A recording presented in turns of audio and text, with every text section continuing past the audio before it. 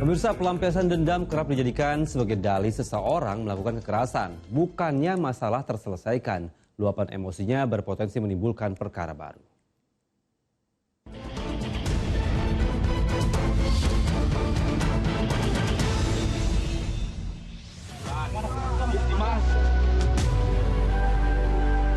Air yang mendidih tak bisa untuk bercermin. Ungkapan itulah yang menggambarkan seseorang dipenuhi emosi saat melampiaskan dendamnya. Seperti yang menimpa nenek di Palembayan, Gayam, Sumatera Barat akhir bulan lalu. Jasadnya ditemukan terkubur di belakang rumahnya dalam kondisi berpakaian lengkap. Lewat serangkaian penyelidikan, termasuk rekaman CCTV, ternyata korban dibunuh oleh pria berusia 30 tahun yang tak lain sang tetangganya. Bak api dalam sekam, dendam yang dipendam selama 10 tahun melatar belakangi pembunuhan. Laki-laki 30 tahun itu mengaku masih menyimpan sakit hati kala orang tuanya dituduh mencuri perhiasan emas. Untuk motif yang dilakukan oleh si pelaku adalah orang tua dari pelaku dituduh oleh korban mencuri emas pada tahun 2016.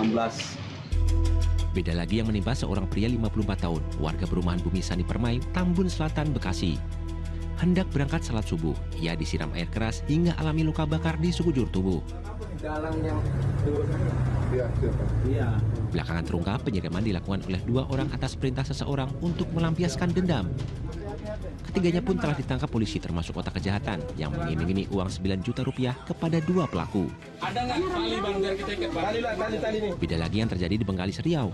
Seorang pria di desa Tasik Sera, Talang Mandau dibunuh darah dagingnya. Pemuda berumur 19 tahun itu berdalih membunuh ayah kandungnya karena mendendam. Sejak lama, sebagai kepala keluarga, ayahnya kerap merongrong penghasilan sang ibu korban. Ternyata pelaku ini mempunyai suatu dendam atau rasa kesal yang sangat tinggi terhadap ayahandanya. Karena ayahnya ini dengan ibunya ini banyak ketergantungan dalam pemenuhan kebutuhan ekonomi keluarganya dan ibunya.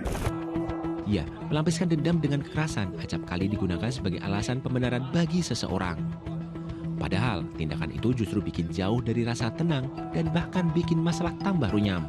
Manifestasi emosional itu seringkali tidak cukup dilampiaskan kepada salah satu pihak saja.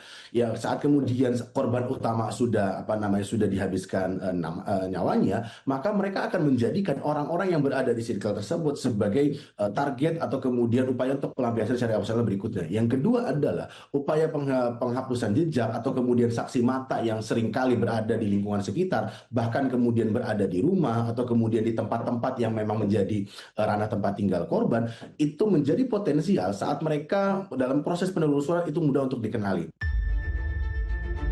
Agar tak gelap mata saat diselimuti dendam, penting untuk bisa meregulasi emosi.